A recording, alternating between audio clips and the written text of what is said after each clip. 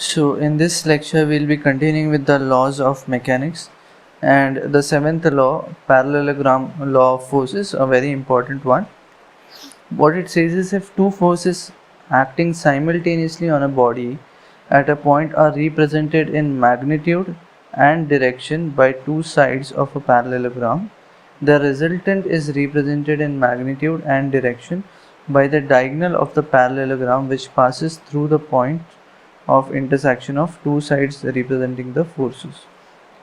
So we'll see first what this parallelogram law of forces is, then we'll understand the definition simultaneously. Let us say that this is a particle on which two forces are acting.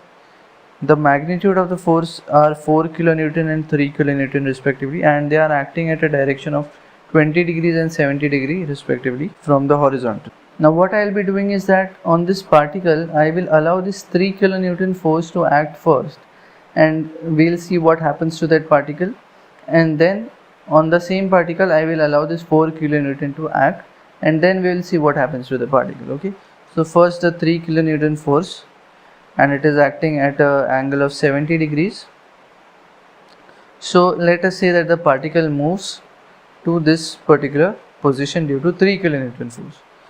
Then due to 4 kilonewton force, so 4 kilonewton I plot on the x-axis just to verify the magnitude, and then I twist then I take it to that position, and then I tilt it at an angle of 20 degrees. Now where that particle is going to go? To this point, right? It is going to move to this point. Fine. This is when the 3 kilonewton of force is acting first, and then 4 kilonewton of force is acting first. Okay, but it can also happen that 4 kilonewton force acts first and then the 3 kilonewton force acts, right? So this here I have drawn this 4 kilonewton force. It is just parallel to this one, so, but it is at the starting point. Now the particle is going to reach this point first, and then let us say that 3 kilonewton acts. It is parallel to this line because it is acting at a 70 degree. So again we see that even in the second case, when the 4 kilonewton was acting first and 3 kilonewton acted second, the particle reaches the same point. So the end result is the same. Whether 3 acts first or whether 4 acts first, the end result of those two forces is going to be same. So from this what we can say is that the parallelogram law is commutative. Commutative means that A plus B is equal to B plus A. So it does not matter which force acts first, the end result is going to be the same. Okay. Now one more question arises is that if this particle had to move from this point to this point, why to take this path or why to take this path? Why to have two forces to take it from this point to this point? Why not a single force directly taking from here to here? So we have such a force, and such a force is called as resultant. So a resultant is that force which is going to have the same effect what these two forces were going to have. Okay, so what these 3 and 4 were going to have, this resultant is going to have the same effect, but it is a single force. And according to parallelogram law of forces, if we measure this diagonal, we will get the magnitude of that resultant. So if I just keep it here, I will get the magnitude of the resultant, which is 6.35, and also the direction of the resultant, which is 41.19 degrees.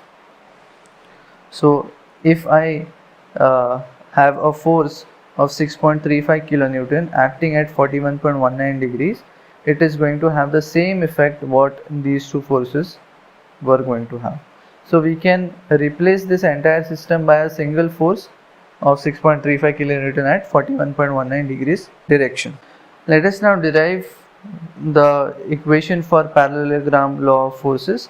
Let us say that this is F1 and we have a force F2 which is acting simultaneously. F1 and F2 are acting simultaneously on a particle, and let us say they are separated by an angle of theta. So F1 and F2, the angle between them is theta.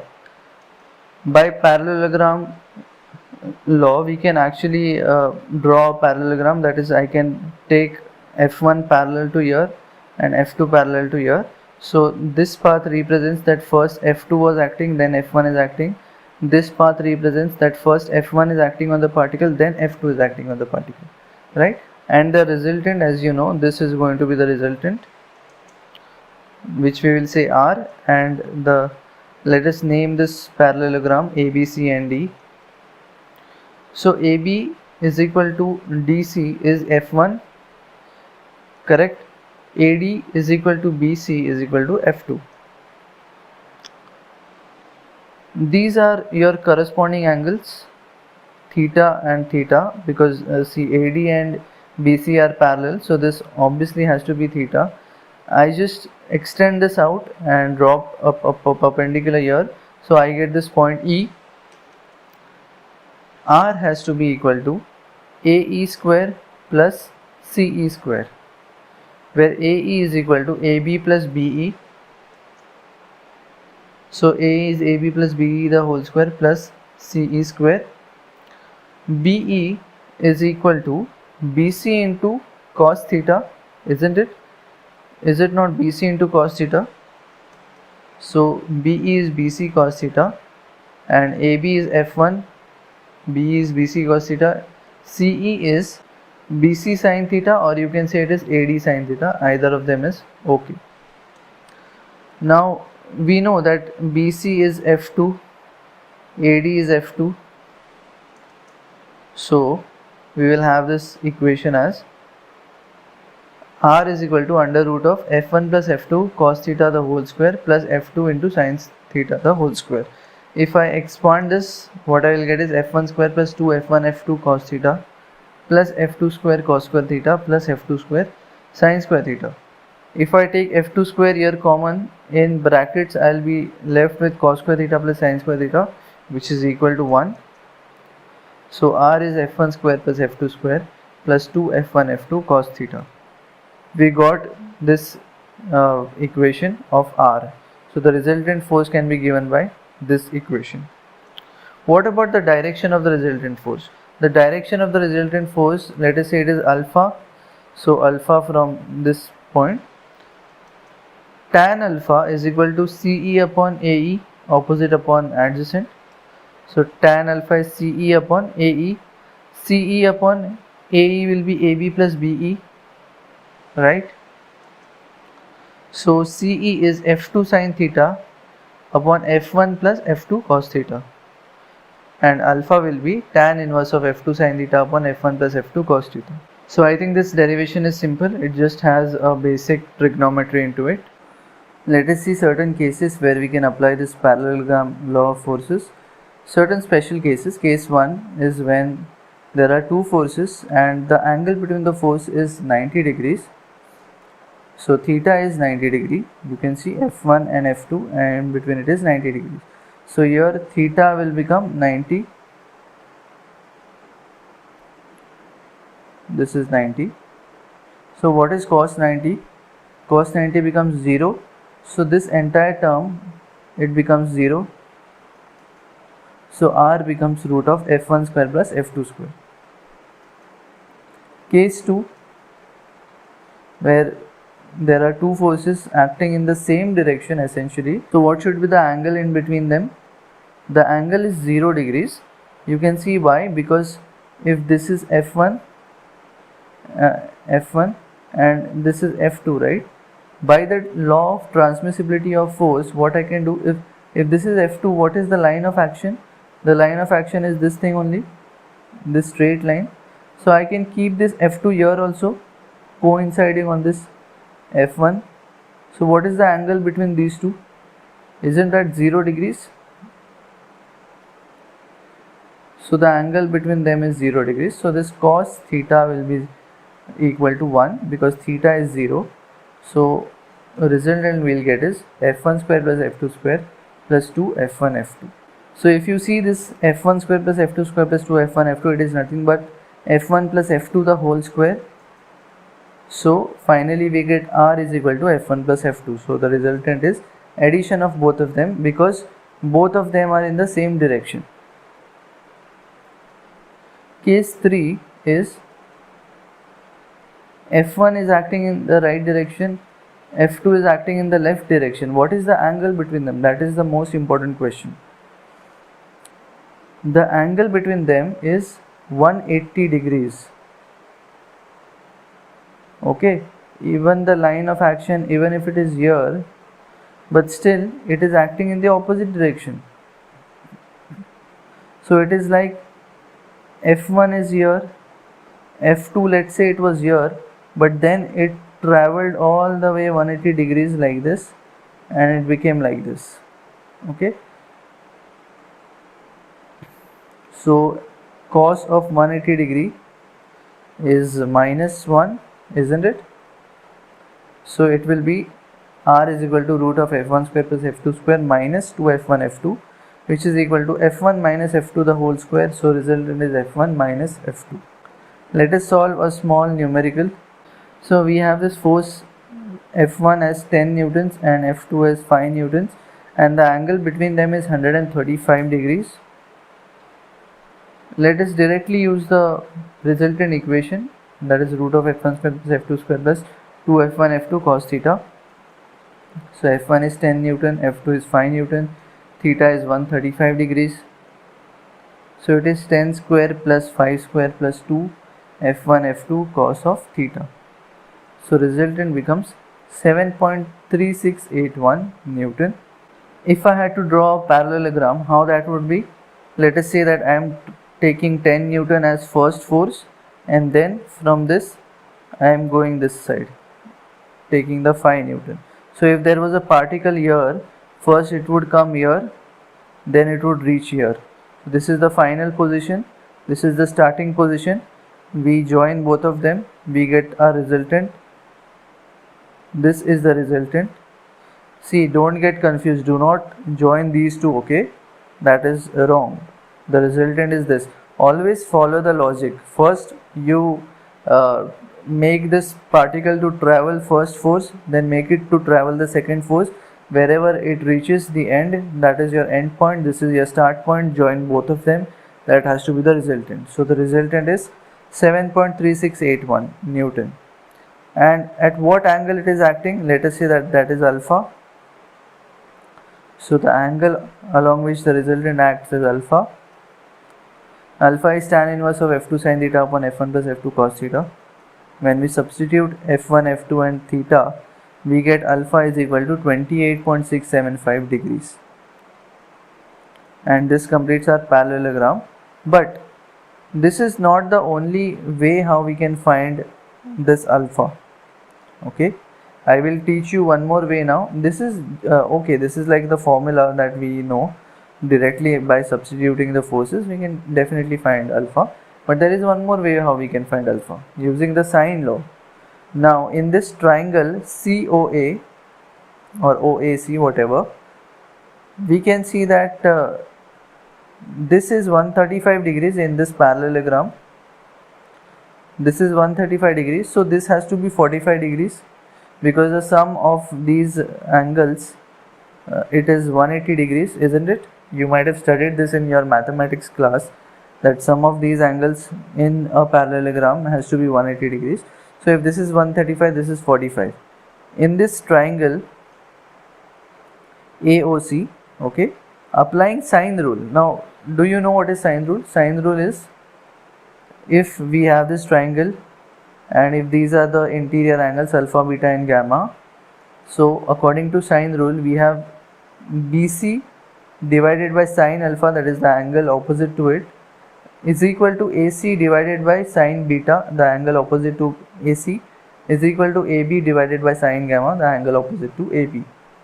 Same way what we can apply here, we know this 45 degrees, okay, and we know the distance of this point, and we know distance of AC. So AC is 5 newtons, OA is 10. I want we also know the OC, right? OC is how much? 7.3681 Newton. See, this is in fact a very shortcut method, okay? Instead of going through all this formula, this is a very short method. So I will apply sine rule such that 5 upon sine alpha is equal to this upon sine 45, because I know this and I know this angle. the angle unknown is alpha, so alpha comes out to be 28.675 degrees. Perfect. So this is the alternate method by which we can find the resultant of the direction of the resultant, and you just need some knowledge of trigonometry, that's it. Next is triangle law of forces. So what it says is that if two forces acting on a body are represented one after another by sides of a triangle, the resultant is represented by the closing side of the triangle taken from first point to last point. This is like derived from parallelogram law itself. Okay, so let us say we have this particle here and there are two forces that are acting, F1 and F2. So first let us say that F1 acts and then after that F2 acts. Okay, so first F1 is acting and then F2 is acting. What will be the final position of this particle? First it will travel from this point to this point, then it will travel from this point to this point. So this is the final position, this is the starting position. If I join them, I will get the resultant. Starting and final, if I join, I will get the resultant. What shape is this? Isn't this a triangle? So that's it, this is triangle law of forces, and this triangle is basically half of your parallelogram. So triangle law of forces is derived from parallelogram of law of forces. Now how we can apply this triangle law of forces to multiple forces, let us see that. Okay, so there are these four forces that are acting on this particle. What I will be doing is one by one I will apply the forces. So first I will apply F1, then I will apply F2, F3, F4, and we will see how this particle has to move along all the forces. So first I apply F1, then I apply F2, then F3, then F4. See, all of them are according to the angles. Okay, I have not missed any of the angles. See, if F1 is like this, here also F1 has to be that way. If F2 has a certain angle, that angle has to be maintained. Okay, let's say if this was alpha, then this has to be alpha. If this angle is beta, then this has to be beta. Same way here gamma and here delta. So if this angle is gamma and this angle is delta, everything has to be maintained accordingly. So how we can apply triangle law of forces to get the final resultant? Let us see that. First of all, the triangle law of forces can be applied only between two forces, that we need to understand. Okay, because a triangle has only three sides, so it definitely, if the third side is the resultant itself, then the other two sides can be the two forces only. So first we will apply triangle law between F1 and F2 to get R1. So I am applying between these two and I get this R1 using the triangle law. Now I will apply triangle law between R1 and F3. Again I have these two forces and then I will get the second resultant, R2. Then I will apply the triangle law between R2 and F4 to get the third resultant, R3. So this is the resultant that we are looking for, because the final position of this particle, it will start from here and it has to end here. The third resultant is going to give you the force, the single force, which is equivalent to all these forces. That single force is going to have effect of all these forces which are acting on that particle. Okay, so this was about the triangle law of forces. Further we will be studying more about the laws of mechanics. Till then, take care. Thank you.